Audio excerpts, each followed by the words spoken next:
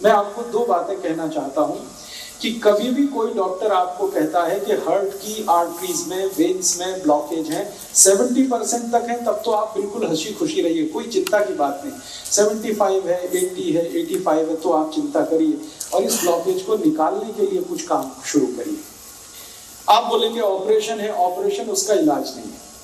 क्यों इलाज नहीं है मैं बताता हूं आपको। ऑपरेशन होता क्या है? एक ऑपरेशन है जिसमें आपको एंजियोप्लास्टी किया जाता है। एंजियोप्लास्टी में क्या होता है कि मैंने बताया ये जो एक तरह की आर्टरी है, मान लीजिए इसमें से ब्लड जाना है और ये रुक गई है, तो डॉक्टर एक छोटी सी स्प्रिंग है वो आपके आर्टरी में डालेगा, कट करेगा, यहाँ से आर्टरी को उठाएगा और स्प्रिंग उसमें इंसर्ट कर देगा। और स्प्रिंग इतनी बड़ी होती है, वो जो बॉल पेन में आपने देखा है कि स्प्रिंग होती है, एग्जैक्टली वही स्प्रिंग, एग्जैक्टली वही स्प्रिंग, बस उसमें मेडिकेशन किया हुआ होता है, दवा उस पर लपेटी हुई होती है।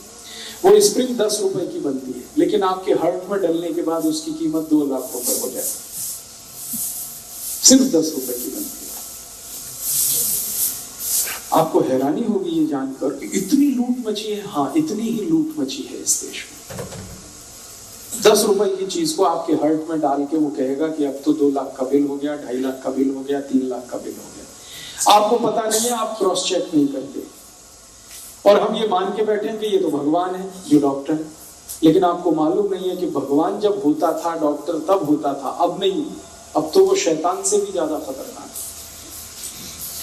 भगवान फिर भी आपकी जान ही लेगा, ये तो इतना शैतान है कि जान भी लेगा, पैसे भी निकाल लेगा आपके घर से। हाँ, ये तो शैतान से भी ज्यादा खतरनाक। इसलिए मैं आपको थोड़ा अवेयर करना चाहता हूं कि हार्ट की प्रॉब्लम लेके कभी भी किसी डॉक्टर के पास आप जाएं और कोई डॉक्टर आपको ये कह दे कि आपका कोलेस्ट्रॉल बढ़ गया, इसके कारण ब्लॉकेज आ गया है, या ट्राइग्लिसराइड बढ़ गया, इसके कारण ब्लॉकेज आ गया है, तो आप बिल्कुल मत घबराइए जब तक आप अपनी रिपोर्ट नहीं देख लेते कि इसमें कितना % है।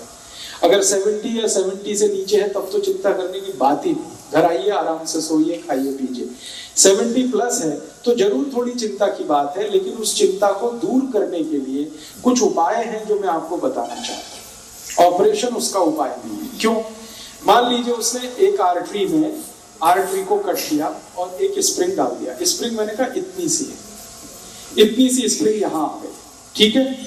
अब ये स्प्रिंग डाल दी तो इसमें होगा क्या कि आर्टरी का थोड़ा एक्सपेंशन हो गया, तो खून ज्यादा जाने लगेगा। 1-2 दिन आपको बहुत रिलीफ लगेगा, लेकिन आगे और पीछे जहां स्प्रिंग है ना, उसके आगे और उसके पीछे वहां फिर जमा हो जाएगा क्या?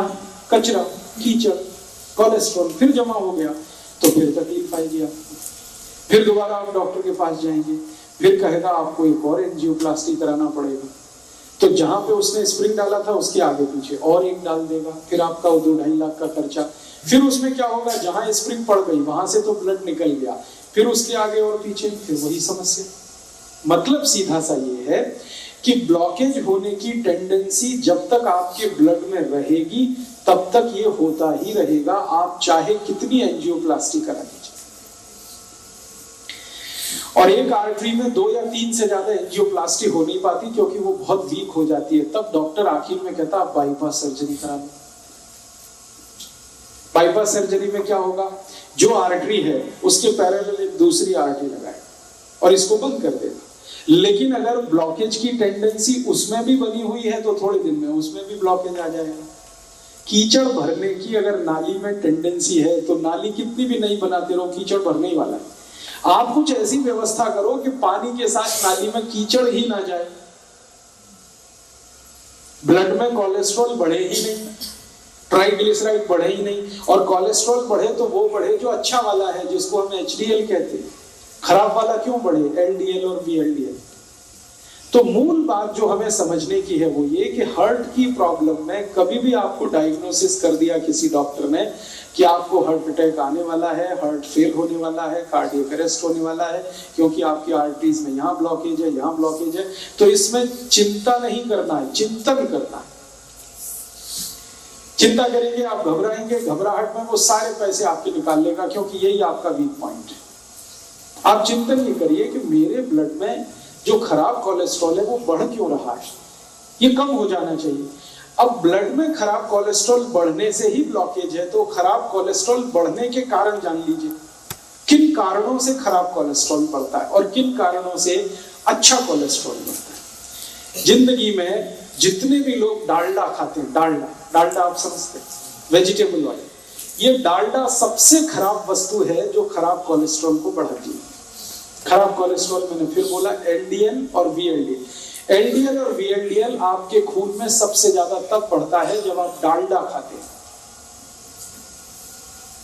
और रिफाइंड ऑयल खाते हैं और डबल रिफाइंड ऑयल खाते हैं, ट्रिपल रिफाइंड ऑयल खाते हैं। तो refined oil, double refined oil, triple refined oil, Dalda, ये 4 नाम हमेशा याद रखिए जो सबसे खतरनाक है आपकी जिंदगी के लिए। इनसे जुड़े हुए अगर प्रोडक्ट आपके घर में है, डालडा या डालडा का कोई भी प्रोडक्ट, XYZ ब्रांड नेम से आ सकता है। रिफाइंड ऑयल का कोई भी प्रोडक्ट XYZ नेम से आ सकता है। वो रुचि हो सकता है, वो सोया हो सकता है, वो गगन हो सकता है, वो पता नहीं क्या क्या नाम से हो सकता है। ये सब वो प्रोडक्ट है जो आपके शरीर में खराब कोलेस्ट्रॉल का निर्माण करते हैं। खराब माने एलडीएल और वीएलडीएल, उसके कारण आपको ब्लॉकेज। तो क्या करना चाहिए? इमीडिएट आपको फैसला करना चाहिए कि भाई हमारे घर में डालडा नहीं आएगा, हमारे घर में कोलेस्ट्रॉल खराब बढ़ाने वाला कोई भी प्रोडक्ट नहीं आएगा। तो डालडा हटा दीजिए, अपने भोजन से डालडा निकाल दीजिए और रिफाइंड ऑयल भी निकाल दीजिए, डबल रिफाइंड भी ऑयल निकाल दीजिए। तो रिफाइंड और डबल रिफाइंड और डालडा निकालते ही आपका कोलेस्ट्रॉल घटना शुरू हो जाए इमीडिएट। और अगर आप चाहें तो 3 महीने ऐसा खाना खा के देख लीजिए जिसमें डालडा की 1 बूंद भी ना डाली गई हो और रिफाइंड और डबल रिफाइंड ऑयल ना इस्तेमाल किया गया हो। 3 महीने में वो डॉक्टर ही कह देगा अरे आपका तो बहुत कम हो गया एलडीएल और वीएलडीएल। तो कारण आपको पता होना चाहिए। कारण सबसे बड़ा जो है बैड कोलेस्ट्रॉल, खराब कोलेस्ट्रॉल जो हार्ट अटैक लाता है, कार्डियक अरेस्ट लाता है, उसको लाने वाला जो प्रोडक्ट है, जो वस्तु है आपके रसोई में, वो डालडा है, रिफाइंड ऑयल है, डबल रिफाइंड ऑयल है। अब आप उल्टा कहेंगे कि डॉक्टर तो सब बोलते हैं रिफाइंड ऑयल खाओ, हार्ट की प्रॉब्लम से बचना है तो डबल रिफाइंड खाओ और अच्छा। डॉक्टर इसलिए बोलते हैं कि उनका आपस में एक दूसरे के साथ जबरदस्त कनेक्शन है। रिफाइंड और डबल रिफाइंड ऑयल बेचने वाली कंपनियों का डॉक्टरों के साथ कनेक्शन है।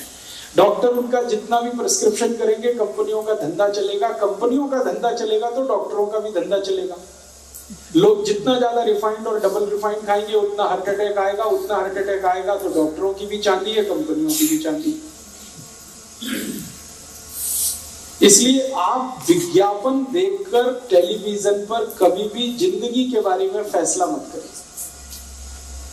टीवी पर ऐसे ऐसे विज्ञापन आते हैं, कोई पत्नी अपने पति के बारे में बात करती हुई कहती है कि इनको तो ये तकलीफ है तो मैं उसी दिन से सोया वनस्पति ऑयल ले आई, तो ये ऑयल ले आई, तो वो ऑयल ले आई। बस यही खतरनाक, क्योंकि एक भी विज्ञापन सच नहीं होता और सच विज्ञापन करने की उनकी कोई जवाबदारी नहीं है, क्योंकि सरकार ने उनको झूठ बोलने का लाइसेंस दिया है।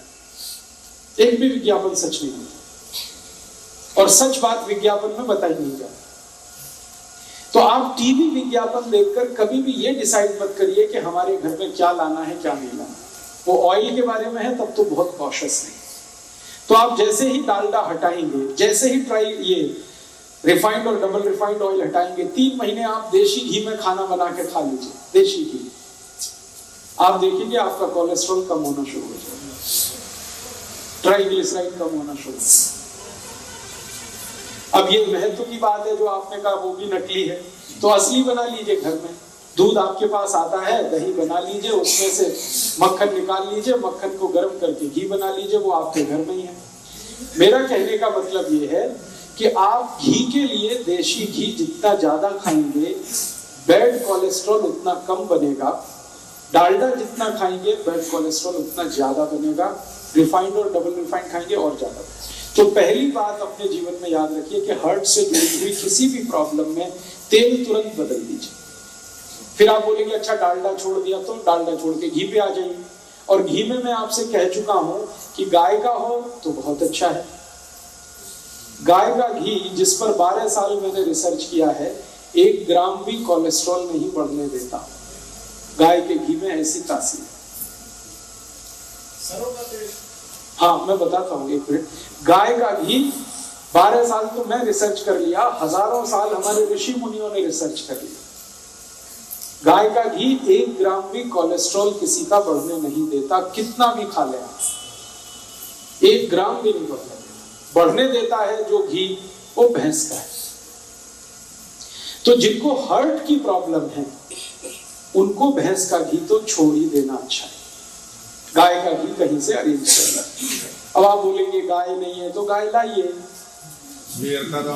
गौशाला है पटियाला में, वो गौशाला वालों से निवेदन करिए, वो देशी गाय पालेंगे, आपको घी भी देंगे, दूध भी मिलेगा। ये सारी समस्याओं का समाधान हम कर सकते हैं। बात जो मोटी समझने की है वो गाय के घी की है।